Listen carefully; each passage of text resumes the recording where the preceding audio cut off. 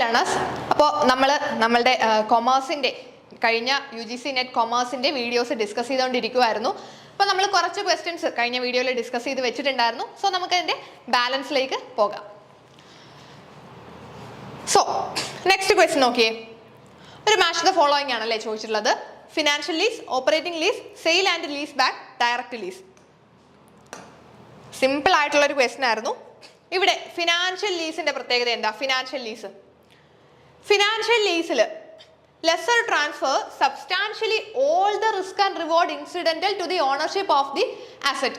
ഈ ഒരു നമ്മളുടെ ആ ഒരു അസറ്റിനോട് വന്നിട്ടുള്ള അസറ്റിൽ ചേർന്നിട്ടുള്ള എല്ലാ റിസ്ക്കും റിവാർഡും ട്രാൻസ്ഫർ ചെയ്യുന്നുണ്ടെങ്കിൽ അതിനെയാണ് നമ്മൾ എന്ത് പറയുന്നത്? ഫിനാൻഷ്യൽ ലീസ് എന്ന് പറയുന്നത്. നമ്മൾ അതിന്റെ ഡെഫിനിഷനിൽ തന്നെ പഠിച്ചു വെച്ചിട്ടുള്ളതല്ലേ. ഓക്കെ, ദെൻ ഓപ്പറേറ്റിംഗ് ലീസ് അപ്പൊ എന്തായിരിക്കും? All risk and reward incidental to the ownership are not transferred. റിസ്ക്കും റിവാർഡും ട്രാൻസ്ഫർ ചെയ്യുന്നില്ല എങ്കിൽ അതിനെ നമുക്ക് എന്ത് പറയാം? ഓപ്പറേറ്റിംഗ് ലീസ് എന്നും പറയാം. ഓക്കെ, അപ്പം A1 വന്നു, B4 വന്നു. A1 ഉം B4 ഉം വരുന്ന ഓപ്ഷൻസ് ഇതിൽ എത്ര എണ്ണം ഉണ്ട്? 2 ഓപ്ഷൻ നമുക്ക് ഇവിടെ വരുന്നുണ്ട് അല്ലേ? നോക്കട്ടെ, ക്ലിയർ. ഓക്കെ, A1 ഉം B4 ഉം വരുന്ന ഒരു ഓപ്ഷനേ ഉള്ളൂ. നമുക്ക് A1 ഉം B4 ഉം വരുന്ന ഒരു ഒറ്റ ഓപ്ഷനേ ഇവിടെ വന്നിട്ടുള്ളൂ. അപ്പൊ തന്നെ നമുക്ക് എന്ത് പറയാം? ആൻസറിലേക്ക് എത്താനായിട്ട് പറ്റും അല്ലേ? ഇത് തന്നെയായിരിക്കും നമ്മുടെ ആൻസർ. ഇനി നമുക്ക് വേണമെങ്കിൽ ബാക്കിയും കൂടെ നോക്കാം. Sale and lease back. Sale and lease back എന്ന് പറഞ്ഞാൽ എന്താണ്? നമുക്കൊരു അസറ്റ് ഉണ്ട്, നമ്മളത് വിൽക്കും അല്ലെ? ഫുൾ എമൗണ്ടിൽ മറ്റൊരാൾക്ക് വിറ്റിട്ട് അവരുടെ കയ്യിൽ നിന്ന് വീണ്ടും തിരിച്ച് ലീസിന് എടുക്കുക അല്ലെ? അപ്പൊ അങ്ങനെ സെയിൽ ആൻഡ് ലീസ് ബാക്ക് ഇവിടെ എന്തായിരിക്കും വരുന്നത്? The lessee sell an asset for cash to the prospective lessor. നമ്മളിവിടെ പ്രോസ്പെക്റ്റീവ് ലെസ്സർക്ക് സെല്ല് ചെയ്യുവാണ്. അതായത് നമ്മൾ ആ ഒരു ലെസ്സർക്ക് സെല്ല് ചെയ്തിട്ട് അവരുടെ നിന്ന് വീണ്ടും ലീസിന് എടുക്കുക. ഓക്കെ, ദെൻ ഡയറക്റ്റ് ലീസ് അപ്പൊ എന്തായിരിക്കും? Of course the lease under which a lessor own or acquire the asset that are lease to a given lessee. നമ്മൾ നോർമലി ഡയറക്റ്റ് ലീസിന്റെ ലീസ് എന്താണ് എന്നൊരു ഡെഫിനിഷൻ പഠിക്കുന്നത് തന്നെയാണ് ഡയറക്റ്റ് ലീസ്. സോ ഇവിടെ നമുക്ക് ഈ ഒരു ആൻസർ വരുന്ന ഏതായിരിക്കും? ഓപ്ഷൻ 1 ആയിരിക്കും അല്ലേ? A1 വരും, B4, C3 and D2.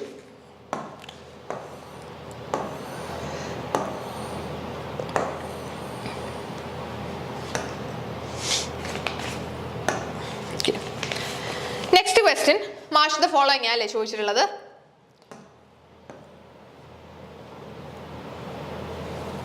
Okay, ഈ ഒരു മാച്ച് ദ ഫോളോയിങ് എന്താണ്? സിമ്പിൾ ആണ്. നമ്മൾ പഠിച്ചിട്ടുള്ള സ്കാർസിറ്റിയും കൺസംഷനും മാക്രോ എക്കണോമിക്സും അഗ്രിഗേറ്റ് ഡിമാൻഡും ഇതെല്ലാം നമ്മുടെ എക്കണോമിക്സിന്റെ ഏരിയയിൽ നിന്ന് ചോദിച്ചിട്ടുള്ള ക്വസ്റ്റൻ ആണ്. അപ്പോൾ സ്കാർസിറ്റി എന്ന് പറയുന്നത് എന്താ? സ്കാർസിറ്റി, ഒരു കാര്യം സ്കാർസിറ്റി ആണെന്ന് പറഞ്ഞാൽ എന്താ അർത്ഥം? നമുക്കത് ഇല്ല അല്ലേ? നമ്മുടെ കയ്യിൽ അത് അത്രയും ആവശ്യത്തിനുള്ള അത്രയും ഇല്ല. നമുക്കിപ്പം വെള്ളം, വാട്ടർ ഒക്കെ സ്കാർസ് ആണെന്ന് പറയും, സ്കാർസ് റിസോഴ്സസ് എന്നൊക്കെ പറയും. അതായത് ആവശ്യത്തിന് നമുക്ക് ഇല്ല. അപ്പൊ ഈ സ്കാർസിറ്റി അപ്പൊ എന്തായിരിക്കും ഇതിൽ വരുന്നത്? The excess of human want over what can actually be produce to fulfil their wants. അതായത് ഹ്യൂമൻ വാണ്ട്സ് ആക്ച്വലി ഉള്ളതിനെക്കാട്ടിലും എക്സസ് ആയിട്ടുള്ള അവരുടെ വാണ്ട്സ് ആണ് അല്ലെ? ആക്ച്വലി ആ ഒരു പ്രോഡക്റ്റ് ഇപ്പം ഒരു 10 യൂണിറ്റേ ഉള്ളൂ, പക്ഷെ അവർക്ക് 15 യൂണിറ്റ് വേണം. അങ്ങനെയാണെങ്കിൽ അത് സ്കാർസിറ്റി അല്ലേ? ഓക്കെ, ദെൻ നെക്സ്റ്റ് എന്തായിരിക്കും? A3 വന്നു. B കൺസംഷൻ എന്ന് പറഞ്ഞാൽ എന്താ? The act of using goods and service to satisfy want. നമ്മുടെ വാണ്ട് സാറ്റിസ്ഫൈ ചെയ്യാനായിട്ട് നമ്മൾ ആ ഒരു പ്രോഡക്റ്റ് യൂസ് ചെയ്യുന്നതിനെ നമുക്ക് കൺസംഷൻ എന്ന് പറയാം. Okay, then macro economics, branch of economics. Branch of economics എന്ന് കേൾക്കുമ്പോൾ തന്നെ നമുക്കറിയാം അല്ലേ? എക്കണോമിക്സിന്റെ ബ്രാഞ്ചസ് ആണ് ഈ മൈക്രോ എക്കണോമിക്സും മാക്രോ എക്കണോമിക്സും ഒക്കെ. സോ മാക്രോ എക്കണോമിക്സ് എന്ന് പറയുമ്പോൾ branch of economics that study economic aggregate the overall level of price, output and employment in the economy. അന്നേരം അഗ്രിഗേറ്റ് ഡിമാൻഡിലോട്ട് നമുക്ക് തന്നെ ഓട്ടോമാറ്റിക് ആയിട്ട് ഓപ്ഷൻ 2 ആയിരിക്കും. ടോട്ടൽ എമൗണ്ട് ഓഫ് ഔട്ട്പുട്ടിന്റെ എക്കണോമിയിലെ ടോട്ടൽ എമൗണ്ട് ഓഫ് ഔട്ട്പുട്ടിനെയാണ് നമ്മൾ അഗ്രിഗേറ്റ് ഡിമാൻഡ് എന്ന് പറയുന്നത്. സോ ഇവിടെ ആൻസർ എങ്ങനെ വരും? A3, B1, A3 and B1. A3, B1 വരുന്ന ഒറ്റ ഓപ്ഷനേ ഉള്ളൂ, ഓപ്ഷൻ 3. ദെൻ C4 വരും, ദെൻ D2. ഓക്കെ, അപ്പൊ ഇവിടെ നമ്മുടെ ആൻസർ ഏതായിരുന്നു? ഓപ്ഷൻ A ആണല്ലേ? ഓപ്ഷൻ 1 ആണ് നമുക്ക് ആൻസർ ആയിട്ട് വരുന്നത്. Sorry, option 3. ഓപ്ഷൻ 3 ആണ് നമ്മുടെ ഇവിടുത്തെ answer. Okay, A3, B1, C4 and D2.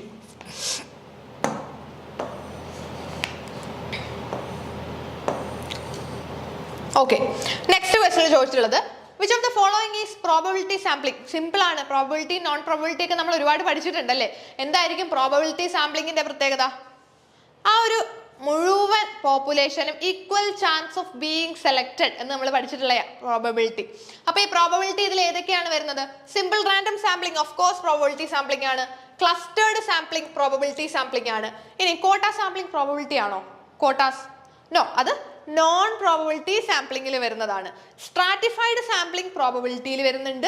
Then snowball സാമ്പിളിങ്ങോ അതും നോൺ പ്രോബബിലിറ്റി സാമ്പിളിംഗ് ആണ്. അപ്പൊ നമുക്ക് ഇവിടെ പ്രോബബിലിറ്റി സാമ്പിളിംഗിൽ വരുന്ന ഏതൊക്കെയാണ്? A, B and D. A, B, D ഏതാണ് ഓപ്ഷൻ? ഓപ്ഷൻ 3 ആയിരിക്കും ഇവിടുത്തെ റൈറ്റ് ആൻസർ. ഓക്കെ, നെക്സ്റ്റ് ക്വസ്റ്റ്യനിൽ ചോദിച്ചിട്ടുള്ളത് in financial enterprise dividend paid are showing which one of the following activities of cash flow statement. Cash flow statementile നമ്മൾ dividend paid ഏത് ആക്ടിവിറ്റിയിൽ വരും? Investing activity ആണോ, financing activity ആണോ, operating activity ആണോ, ഏതിൽ വരുന്നുണ്ട്? അപ്പൊ ഇവിടെ ഇങ്ങനെ ഒരു ക്വസ്റ്റ്യൻ വരുമ്പോൾ നമ്മളിവിടെ ശ്രദ്ധിക്കാതെ പോകുന്ന ഒരു കാര്യമുണ്ട്. എന്താണ്? Financial enterprises. ആ ഒരു എന്റർപ്രൈസിന്റെ നേച്ചർ വെച്ചിട്ട് ഈ ആക്ടിവിറ്റീസ് ഒക്കെ മാറിയും മറിഞ്ഞും വരാം. അത് നിങ്ങൾ ക്ലിയർ ആയിട്ട് പഠിച്ചു വെച്ചേക്കണം. സോ ഇവിടെ ഫിനാൻഷ്യൽ എന്റർപ്രൈസസ് എന്ന് എടുത്തു പറഞ്ഞിട്ടുണ്ടല്ലേ. ഫിനാൻഷ്യൽ എന്റർപ്രൈസസ് എന്ന് എടുത്തു പറഞ്ഞിരിക്കുന്ന സ്ഥിതിക്ക് ഡിവിഡൻഡ് പെയ്ഡ് ആണ്. Dividend paid. ഒരു ഫിനാൻഷ്യൽ എന്റർപ്രൈസ് ഡിവിഡൻഡ് പേ ചെയ്യുന്നത് എന്തിനായിരിക്കും നമ്മൾ ഡിവിഡൻഡ് കൊടുക്കുന്നത്? നോർമലി ഷെയർ ഹോൾഡേഴ്സിനൊക്കെ അല്ലേ നമ്മൾ ഡിവിഡൻഡ് കൊടുക്കുന്നത്. നമ്മൾ എന്തിനാ ഈ ഒരു ഷെയർ എടുക്കുന്ന, ഷെയർ നമ്മൾ വാങ്ങുന്ന ആളുകൾക്ക് നമ്മൾ ഷെയർ കൊടുത്തിട്ട് പൈസ വാങ്ങുവാണല്ലേ. ആ പൈസക്കാണ് നമ്മൾ ഡിവിഡൻഡ്, അവരുടെ പൈസ മേടിച്ച് നമ്മുടെ കയ്യിൽ വെച്ചേക്കുക. അതിനാണ് നമ്മൾ ഡിവിഡൻഡ് കൊടുക്കുന്നത്. അപ്പൊ നമ്മൾ ഈ പറഞ്ഞിരിക്കുന്ന ഷെയർ ഇഷ്യൂ ചെയ്യുന്ന എന്തിനു വേണ്ടിയിട്ടായിരിക്കും? നമുക്ക് ക്യാപിറ്റൽ റേസ് ചെയ്യാനാണ്. സോ ഫിനാൻസിങ് ആക്ടിവിറ്റി അല്ലേ വരുന്നത്. നമുക്ക് ഫിനാൻസ് വേണം, നമ്മളുടെ ബിസിനസ്സിന് ഫിനാൻസ് വേണം. നമ്മളുടെ ബിസിനസ്സിന്റെ പൈസ റേസ് ചെയ്യാൻ വേണ്ടിയിട്ടല്ലേ നമ്മൾ ഈ ഷെയറുകൾ ഇഷ്യൂ ചെയ്യുന്നത്. അതുകൊണ്ടല്ലേ ഡിവിഡൻഡ് കൊടുക്കേണ്ടി വരുന്നത്. സോ ഇവിടെ ഫിനാൻസിങ് ആക്ടിവിറ്റി ആയിരിക്കും വരുന്നത്. ഇനി ഇവിടെ ഡിവിഡൻഡ് റിസീവ്ഡ് ആയിരുന്നെങ്കിലോ? ഡിവിഡൻഡ് റിസീവ്ഡ് എന്ന് പറയുമായിരുന്നെങ്കിലോ? ഡിവിഡൻഡ് റിസീവ് ചെയ്തു, അത് ഫിനാൻഷ്യൽ എന്റർപ്രൈസുകൾ ഡിവിഡൻഡ് റിസീവ് ചെയ്തു, നമുക്ക് ഇങ്ങോട്ട് ഡിവിഡൻഡ് കിട്ടി. അപ്പൊ നമ്മൾ എന്താണ്?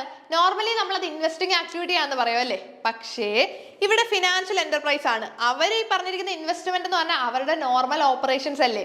അപ്പോൾ ഇവിടെ ഡിവിഡൻഡ് റിസീവ്ഡ് ആയിരുന്നെങ്കിൽ അത് ഓപ്പറേറ്റിംഗ് ആക്ടിവിറ്റിയിൽ വന്നേനെ. ഡിവിഡൻഡ് പെയ്ഡ് ആയതുകൊണ്ട് അത് എവിടെ വന്നു? ഫിനാൻസിങ് ആക്ടിവിറ്റിയിൽ വന്നു. അപ്പൊ ഇവിടെ ഓപ്ഷൻ ബി ആയിരിക്കും right answer.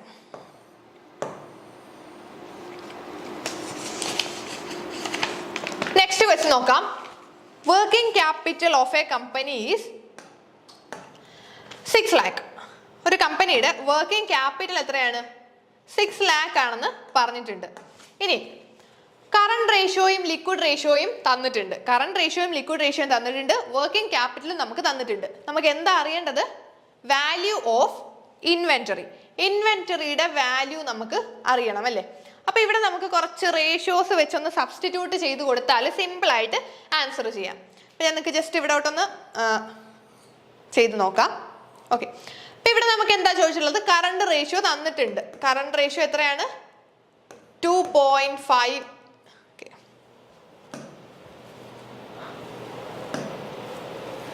2.5:1.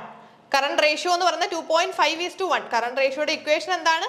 Current asset is to current liability. Current asset divide by current liability അല്ലേ കറണ്ട് റേഷ്യോ. അപ്പൊ നമുക്ക് ഇവിടെ കറണ്ട് റേഷ്യോ 2.5:1 എന്നാണ് തന്നിരിക്കുന്നത്. അതിന്റെ അർത്ഥം കറണ്ട് ലൈബിലിറ്റി നമുക്ക് 1 ഉണ്ടെങ്കിൽ അതിന്റെ 2.5 ഇരട്ടി കറണ്ട് അസറ്റ് ഉണ്ടെന്നാണ് അല്ലേ. അപ്പൊ നമുക്ക് ഇവിടെ ജസ്റ്റ് കറണ്ട് ലൈബിലിറ്റിയെ ഒന്ന് എക്സ് എന്ന് എടുക്കാം. കറണ്ട് ലൈബിലിറ്റി എക്സ് ആണെങ്കിൽ കറണ്ട് അസറ്റ് എത്രയായിരിക്കും? 2.5x അല്ലേ. കറണ്ട് ലൈബിലിറ്റി എക്സ് ആണെങ്കിൽ കറണ്ട് അസറ്റ് 2.5x എന്ന് വരും. ഇനി വർക്കിംഗ് ക്യാപിറ്റൽ തന്നിട്ടുണ്ട്. വർക്കിംഗ് ക്യാപിറ്റൽ എത്രയാണ് തന്നിട്ടുള്ളത്? 6 lakh തന്നിട്ടുണ്ട്. സോ വർക്കിംഗ് ക്യാപിറ്റൽ എങ്ങനെ നമുക്ക് കിട്ടുന്നത്? വർക്കിംഗ് ക്യാപിറ്റൽ ഇക്വേഷൻ എന്താണ്? Working capital current asset minus current liability. അതായത് 6 lakh എന്ന് പറയുന്നത് നമ്മുടെ കറണ്ട് അസറ്റ് എത്രയായിരുന്നു? 2.5x minus current liability X. അപ്പൊ നോക്കിയേ, 6 lakh എന്ന് പറയുന്നത് എത്ര വരും? 2.5x എക്സ് പോയാൽ എത്ര കിട്ടും? 1.5x. സോ ഇവിടെ എക്സിന്റെ value 6 lakh divide by 1.5. 6 lakh divide by 1.5. Okay 6 ലാഖിനെ നമുക്ക് 1.5 കൊണ്ട് ഡിവൈഡ് ചെയ്താൽ എത്ര കിട്ടും? Answer will be 4 lakh. അപ്പൊ നമുക്ക് ഇവിടെ എക്സ് കിട്ടി അല്ലേ? കറണ്ട് ലയബിലിറ്റി കിട്ടി. കറണ്ട് ലയബിലിറ്റി എത്രയെന്ന് കിട്ടി? 4 lakh എന്ന് കിട്ടി. അപ്പോൾ കറണ്ട് ലയബിലിറ്റി 4 lakh കിട്ടിയാൽ പിന്നെ കറണ്ട് അസറ്റ് സിമ്പിൾ ആണ്. എത്രയാ? 2.5 into 4 lakh. 4 lakh into 2.5. അപ്പോൾ കറണ്ട് അസറ്റ് എത്ര കിട്ടും? 4 lakh into 2.5 ചെയ്യുമ്പോൾ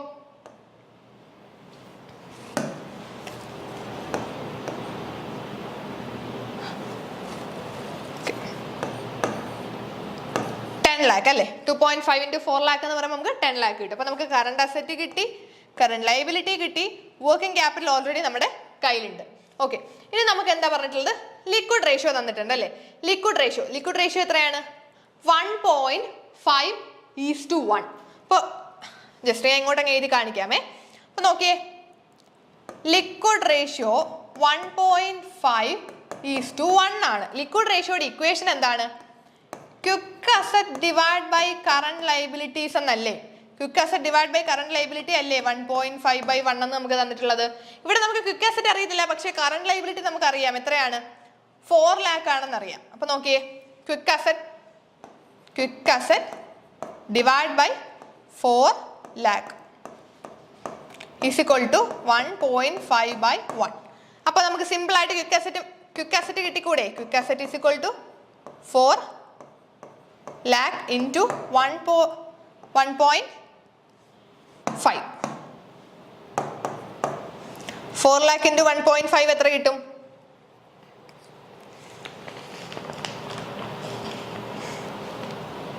6 lakh. 4 lakh into 1.5 എന്ന് പറയുമ്പോൾ 4 lakhനെ 1.5 കൊണ്ട് ഇൻറ്റു ചെയ്യുക. അതായത് 4 into 1 ആണെങ്കിൽ 4 lakh into 1 4 lakh തന്നെ ആയിരിക്കും. ദെൻ 0.5 അല്ലേ, അതിന്റെ ഹാഫും കൂടി എടുക്കണം. അപ്പോൾ ഹാഫും കൂടി എടുക്കുമ്പോൾ 4 lakhന്റെ ഹാഫ് 2 lakh ആണ്. സോ അപ്പോൾ 4 lakh plus 2 lakh നമുക്ക് 6 lakh ക്വിക്ക് അസറ്റ് കിട്ടി. ഇപ്പം നമുക്ക് ക്വിക്ക് അസറ്റ് കിട്ടി. എത്ര കിട്ടി? 6 lakh എന്ന് കിട്ടി ക്വിക്ക് അസറ്റ് അല്ലേ? ഇനി ക്വിക്ക് അസറ്റ് നമ്മൾ എങ്ങനെയാണ്? ക്വിക്ക് അസറ്റിന്റെ ഇക്വേഷൻ എന്താണ്? Quick asset is equal to current asset minus inventories ആണ് നമ്മുടെ ക്വിക്ക് അസറ്റ് അല്ലേ? Current asset minus inventory. അപ്പൊ ക്വിക്ക് അസറ്റ് നമുക്ക് എത്ര കിട്ടി? 6 lakh എന്ന് കിട്ടി. Is equal to current asset എത്രയുണ്ട്? 10 lakh ഉണ്ട് അല്ലേ? കറണ്ട് അസറ്റ് 10 lakh ഉണ്ട്. 10 lakh മൈനസ് ഇൻവെന്ററി. സിമ്പിൾ. അപ്പൊ നമുക്ക് ഇനിയിപ്പോ സബ്സ്റ്റിറ്റ്യൂട്ട് ചെയ്ത ഇൻവെന്ററി കിട്ടിക്കൂടെ? അപ്പൊ ഇൻവെന്ററി എങ്ങനെ വരും? 10 lakh മൈനസ് 6 lakh. അതായത് inventory is equal to 4 lakh. അപ്പൊ നമുക്ക് ഇവിടെ ആൻസർ എത്രയാണ്? യെസ്, ഓപ്ഷൻ 3 4 lakh എന്ന് വരും. കുറച്ച് കാൽക്കുലേഷൻസ് ഉണ്ട്. ഈ കാൽക്കുലേഷൻസ് ചെയ്താൽ സിമ്പിൾ ആയിട്ട് നമുക്ക് ഇതിന്റെ ആൻസർ കിട്ടും. ഇവിടെ കറണ്ട് റേഷ്യോയും ലിക്വിഡ് റേഷ്യോയും തന്നിട്ടുണ്ട്. ഇതിലോട്ട് നമ്മൾ ആൻസർ ജസ്റ്റ് ഒന്ന് സബ്സ്റ്റിറ്റ്യൂട്ട് ചെയ്ത് കൊടുത്താൽ മാത്രം മതി. വർക്കിംഗ് ക്യാപിറ്റലും തന്നിട്ടുണ്ട്. നമ്മൾ എങ്ങനെ ചെയ്തേ? ആദ്യം കറണ്ട് റേഷ്യോ 2.15:1, അതായത് current asset by current liability. അപ്പൊ നമ്മൾ കറണ്ട് ലയബിലിറ്റി ജസ്റ്റ് ഒന്ന് എക്സ് എന്ന് എടുത്തു കഴിഞ്ഞാൽ കറണ്ട് അസറ്റ് 2.5x എന്ന് വരും. വർക്കിംഗ് ക്യാപിറ്റൽ 6 lakh ആണെന്ന് അറിയാം. വർക്കിംഗ് ക്യാപിറ്റൽ എന്ന് പറയുന്നത് കറണ്ട് അസറ്റിൽ നിന്നും കറണ്ട് ലയബിലിറ്റി ലെസ് ചെയ്യുന്നതാണ്. അപ്പോൾ നമ്മൾ നോക്കിയേ, 6 lakh എന്ന് പറയുന്നത് 2.5x മൈനസ് എക്സ്. അപ്പോൾ 6 lakh എന്ന് പറയുന്നത് എത്ര വരും? 1.5x. അപ്പോൾ നമുക്ക് എക്സിന്റെ വാല്യൂ കിട്ടി 4 lakh. അപ്പോൾ 4 lakh എക്സ് എന്ന് പറയുമ്പോൾ എന്തായിരിക്കും? കറണ്ട് ലയബിലിറ്റി നമുക്ക് എത്ര കിട്ടി? 4 lakh എന്ന് കിട്ടി.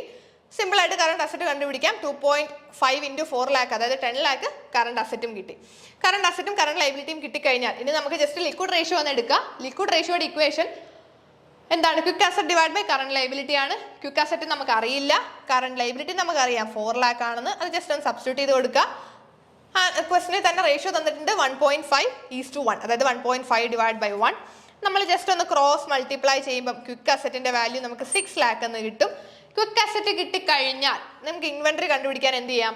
കറണ്ട് അസറ്റ് മൈനസ് ഇൻവെന്ററി ആണ് quick asset. Quick asset 6 lakh എന്ന് കിട്ടി, കറണ്ട് അസറ്റ് 10 lakh എന്ന് അറിയാം, ഇൻവെന്ററി അറിയില്ല.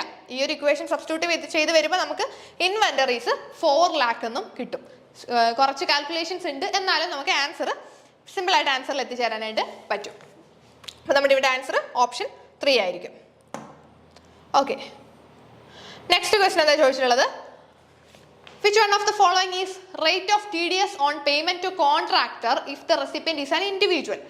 അതായത് റെസിപ്പിയന്റ് ഇൻഡിവിജ്വൽ ആണെങ്കിൽ നമ്മൾ ഈ പേയ്മെന്റ് ടു കോൺട്രാക്ടേഴ്സിന് പേയ്മെന്റ് കൊടുക്കുന്ന സമയത്തുള്ള TDS എത്ര പെർസെൻറ്റേജ് കട്ട് ചെയ്യണം? ഇവിടെ നിങ്ങൾ ശ്രദ്ധിക്കേണ്ടത് റെസിപ്പിയന്റ് ആരാണ്? റെസിപ്പിയന്റ് ഇൻഡിവിജ്വൽ ആയതുകൊണ്ട് എത്രയായിരിക്കും? 1% ആണ് ഇവിടെ TDS നമ്മൾ കട്ട് ചെയ്യേണ്ടത്. ഇനി ഇൻഡിവിജ്വൽ അല്ല, ഇനി ഇൻഡിവിജ്വലും HUF അല്ല, എനി അതർ പേഴ്സൺ ആണെങ്കിൽ നമ്മൾ 2% ആയിരുന്നു എടുക്കുന്നത്.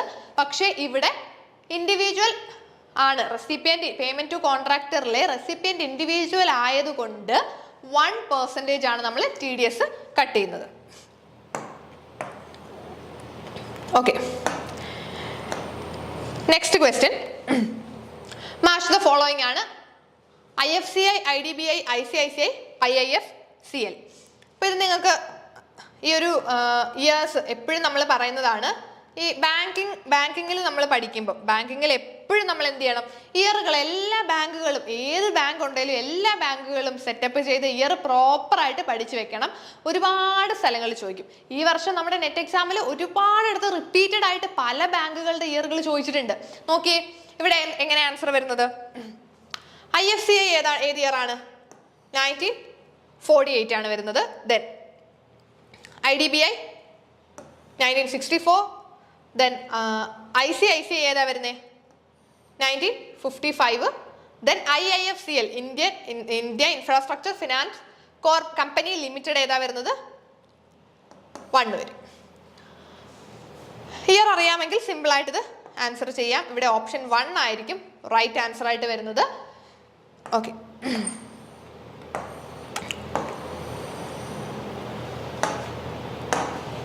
next question. If partnership is formed to carry on a business without specifying any period of time. Period of time ഒന്നും സ്പെസിഫൈ ചെയ്യുന്നില്ല.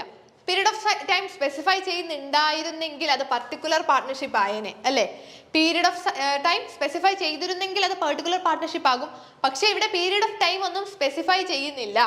And continues to exist as long as the partners are willing to carry. പാർട്ട്നേഴ്സിനെ എത്ര നാൾ കൊണ്ടുപോകണം തോന്നുന്നോ അത്രയും നാൾ അവർ ആ partnership കൊണ്ടുപോകുകയാണ്. അങ്ങനെയാണെങ്കിൽ അതെന്താണ്? പാർട്ട്ണർഷിപ്പ് അറ്റ് വിൽ എന്ന് പറയും അല്ലേ. പെർട്ടിക്കുലർ പാർട്ട്ണർഷിപ്പ് അല്ല, ഫിക്സഡ് ടേം അല്ല, ലോങ് പീരീഡ് നമ്മൾ പറയാറില്ല. നോർമലി പാർട്ട്ണർഷിപ്പ് അറ്റ് വിൽ എന്നാണ് പറയുന്നത്. അവിടെ ഓപ്ഷൻ 2 ആയിരിക്കും right answer.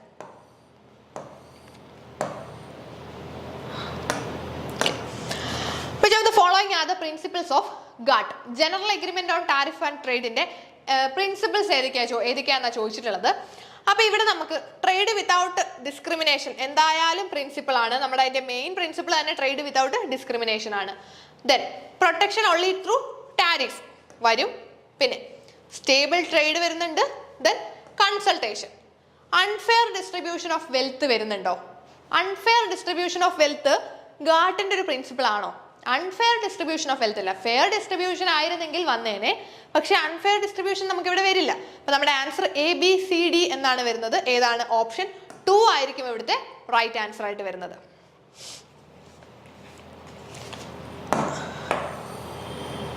Okay, next question. An organization that carry out its activities not in one central place but rather in multiple locations by suppliers and partner firms as part of strategic alliance or a larger supply chain. ഇവിടെ നമുക്ക് ഈ ഒരു ക്വസ്റ്റ്യൻ്റെ ആൻസറിൽ ചെറിയൊരു confusion ആകുന്ന ഒരു question ആണ്. കാരണം ഇവിടെ കൊളാറ്ററൽ ഓർഗനൈസേഷൻ ആണോ നെറ്റ്വർക്ക് ഓർഗനൈസേഷൻ ആണോ എന്നൊരു കൺഫ്യൂഷൻസ് വരാറുണ്ട്. നമുക്കിവിടെ രണ്ടും ആപ്ലിക്കബിൾ ആകും. പക്ഷേ കുറച്ചും കൂടി അപ്രോപ്രിയേറ്റ് ആയിട്ട് പറയുവാണെങ്കിൽ നെറ്റ്വർക്ക് ഓർഗനൈസേഷനിലോട്ടാണ് വരാനായിട്ട് പറ്റുന്നത്. കൊളാറ്ററൽ ആണോ നെറ്റ്വർക്ക് ആണോ എന്ന് നമുക്കൊരു കൺഫ്യൂഷൻ വരും. പക്ഷേ മോസ്റ്റ് അപ്രോപ്രിയേറ്റ് നോക്കുമ്പോൾ കുറച്ചും കൂടി നെറ്റ്വർക്ക് ഓർഗനൈസേഷനിലോട്ട് പോകാം. Okay, next question. Which of the following transactions are shown as investing activity in cash flow statement by finance company? ഇവിടെയും ഫിനാൻസ് കമ്പനി എന്ന് പറഞ്ഞിട്ടുണ്ട്. നേരത്തെ ചോദിച്ച ഏകദേശം അതുപോലത്തെ ഒരു ക്വസ്റ്റ്യൻ. അപ്പോൾ ഇവിടെ ഇൻവെസ്റ്റിംഗ് ആക്ടിവിറ്റി, ഒരു ഫിനാൻസ് കമ്പനിയുടെ ഇൻവെസ്റ്റിംഗ് ആക്ടിവിറ്റി അല്ലെ. ഫിനാൻസ് കമ്പനിയുടെ ഇൻവെസ്റ്റിംഗ് ആക്ടിവിറ്റിയിൽ ഇതിൽ ഏതൊക്കെ വരും? നമ്മളുടെ ഇൻവെസ്റ്റിംഗ് ആക്ടിവിറ്റി എന്ന് പറയുമ്പോൾ എന്താണ്? നമ്മുടെ പൈസ നമ്മൾ ഇൻവെസ്റ്റ് ചെയ്യുന്നത് അല്ലേ. അപ്പോൾ ഈ ഒരു cash proceed from sale of fixed asset. Fixed asset എന്ന് പറയുന്നത് നമ്മുടെ ഇൻവെസ്റ്റ്മെന്റ് ആണ്. അപ്പോൾ ഫിനാൻസ് കമ്പനി ആയതുകൊണ്ട് തന്നെ അത് അവരുടെ ഇൻവെസ്റ്റ്മെന്റ് ആണ്. ഫിക്സഡ് അസറ്റുകളിൽ നമ്മൾ വാങ്ങുന്നത് അല്ലേ. ഫിക്സഡ് അസറ്റ് ഒക്കെ വാങ്ങി വെക്കുന്നത് നമ്മുടെ ഒരു ഇൻവെസ്റ്റ്മെന്റ് ആണ്. അപ്പോൾ ഈ ഒരു ഫിക്സഡ് അസറ്റിൽ നിന്നുള്ള ക്യാഷ് പ്രൊസീഡ്സ് ഇൻവെസ്റ്റിംഗ് ആക്ടിവിറ്റിയിൽ വരും. റീപേയ്മെന്റ് ഓഫ് ലോൺ റീപേ ചെയ്യുക അല്ലേ. ലോൺ നമ്മൾ റീപേ ചെയ്യുക എന്നുള്ള ഒരു ഇൻവെസ്റ്റിംഗ് ആക്ടിവിറ്റി ആണോ ഫിനാൻസ് കമ്പനീസിന്റെ? നോ, അത് ഫിനാൻസ് കമ്പനീസിന്റെ ഇൻവെസ്റ്റിംഗ് ആക്ടിവിറ്റിയിൽ വരുന്നില്ല. ദെൻ ഡിബഞ്ചർ പർച്ചേസ് ചെയ്യുക. നമ്മൾ ഡിബഞ്ചർ പർച്ചേസ് ചെയ്യുന്നത് എന്തിനാ? ഇതുപോലെ നമ്മുടെ ഇൻവെസ്റ്റിംഗ് ആക്ടിവിറ്റിയിൽ വരും അല്ലേ, ഡിബഞ്ചേഴ്സ് പർച്ചേസ് ചെയ്യുന്നതും ക്യാഷ് ഫ്ലോ സ്റ്റേറ്റ്മെന്റിൽ ഇൻവെസ്റ്റിംഗ് ആക്ടിവിറ്റിയിൽ വരുന്നതാണ്. നമ്മളൊക്കെ ഡിബഞ്ചർ ഒക്കെ പർച്ചേസ് ചെയ്ത് വെക്കുകയാണ്. ഡിബഞ്ചർ പർച്ചേസ് ചെയ്യാന്ന് വെച്ച് കഴിഞ്ഞാൽ എന്താ, നമ്മളൊരു പൈസ കൊടുത്തിട്ട് നമ്മൾ മറ്റുള്ളവർക്ക് ലോൺ പ്രൊവൈഡ് ചെയ്യുന്നതല്ലേ ഡിബഞ്ചറുകൾ വാങ്ങുന്നത്. അപ്പൊ നമ്മൾ ആ ഡിബഞ്ചർ ഒക്കെ വാങ്ങി വെക്കുന്നത് നമ്മുടെ ഒരു ഇൻവെസ്റ്റ്മെന്റ് ആക്ടിവിറ്റിയാണ്. ദെൻ പർച്ചേസ് ഓഫ് പേറ്റന്റുകൾ പർച്ചേസ് ചെയ്യുന്നത്, അതായത് പേറ്റന്റ് നമ്മുടെ ഇൻടാഞ്ചിബിൾ അസറ്റിൽ വരുന്നതാണ്, ഫിക്സഡ് അസറ്റിൽ വരുന്നതാണ്. സോ അതും നമ്മുടെ ഇൻവെസ്റ്റ്മെന്റ് ആക്ടിവിറ്റിയാണ്. സോ ACE അതായത് ഓപ്ഷൻ ബി ആണ് ഇവിടെ റൈറ്റ് ആൻസർ ആയിട്ട് വരുന്നത്. ലോൺ അഡ്വാൻസ് ചെയ്യുക എന്നുള്ളത് അവരുടെ ഇൻവെസ്റ്റിംഗ് ആക്ടിവിറ്റി അല്ല, ഓപ്പറേറ്റിംഗ് ആക്ടിവിറ്റിയിൽ വരുന്നതാണ്. ദെൻ നമുക്കിവിടെ cash proceed from sale of fixed asset, debenture purchase of patent, ഇത് മൂന്നുമാണ് നമ്മളുടെ ഇൻവെസ്റ്റിംഗ് ആക്ടിവിറ്റിയിൽ വരുന്നത്. ഓപ്ഷൻ ബി ആയിരിക്കും റൈറ്റ് ആൻസർ.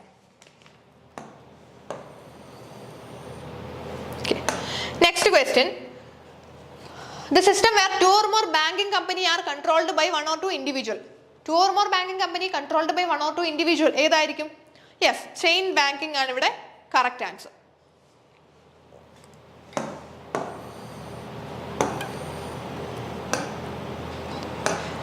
ഓക്കെ, നമുക്ക് നെക്സ്റ്റ് ക്വസ്റ്റ്യൻ നോക്കിക്കഴിഞ്ഞാൽ arrange the 5 variables of interrelationship under the model of expectancy theory of motivation propounded by VH Vroom. Vroom's theory of expectancy theory നമ്മൾ പഠിച്ചിട്ടുള്ളതാണ് അല്ലേ. എക്സ്പെക്ടൻസി, ഇൻസ്ട്രുമെന്റാലിറ്റി, വാലൻസ് ഒക്കെ നമ്മൾ പഠിച്ചതാണ്. So ഇവിടെ ഇത് അറേഞ്ച് ചെയ്യാനാണ് പറഞ്ഞിട്ടുള്ളത്. പക്ഷേ ഈ ഒരു ക്വസ്റ്റ്യനിൽ ചെറിയൊരു മിസ്റ്റേക്ക് ഉണ്ട്. ഇവിടെ നമ്മൾ അറേഞ്ച് ചെയ്യുവാണെങ്കിൽ individual activity, individual performance, organisational reward, then individual goal, organisational goal. ഇവിടെ ആൻസർ വരുന്നത് നോർമലി ABCDE എന്നൊരു ഫോമാറ്റിലാണ് ആൻസർ വരേണ്ടത്. പക്ഷേ അങ്ങനെ ഒരു ഓപ്ഷൻ നമുക്ക് ഈ ഒരു ക്വസ്റ്റ്യനിൽ തന്നിട്ടില്ല. നോർമലി ഇത് ചെറിയൊരു എറർ ഉണ്ട് ഇവിടെ. സോ ഇവിടെ ABCDE എന്നാണ് ഓപ്ഷൻ വരേണ്ടത്. അപ്പം നമ്മൾ ഇവിടെ ഈ ഒരു ഓപ്ഷൻസിൽ ഇല്ലാത്തതുകൊണ്ട് നമ്മളൊരു കുറച്ചും കൂടി മോസ്റ്റ് അപ്രോപ്രിയേറ്റ് ആയിട്ട് നോക്കുവാണെങ്കിൽ ഓപ്ഷൻ 2 നമുക്ക് എടുക്കാം. ACBDE എന്ന് എടുക്കാം. Individual activity, organisation reward, individual performance, then individual goal fulfil ചെയ്യുക, ദെൻ അതുവഴി നമുക്ക് ഓർഗനൈസേഷണൽ ഗോളും ഫുൾഫിൽ ചെയ്യാനായിട്ട് പറ്റും. സോ നമുക്കിവിടെ ഓപ്ഷൻ 2 എടുക്കാം. പക്ഷേ നോർമലി ABCDE ആയിരുന്നു വരേണ്ടിയിരുന്നത്. ഓക്കെ, അപ്പോൾ ഇത്രയും ക്വസ്റ്റ്യൻസ് നിങ്ങൾക്ക് ക്ലിയർ ആയി എന്ന് വിശ്വസിക്കുന്നു. അപ്പോൾ നമ്മൾ ഇതിൻ്റെ ബാലൻസ് ക്വസ്റ്റ്യൻ നെക്സ്റ്റ് വീഡിയോയിൽ അപ്ലോഡ് ചെയ്യുന്നതായിരിക്കും. Thank you.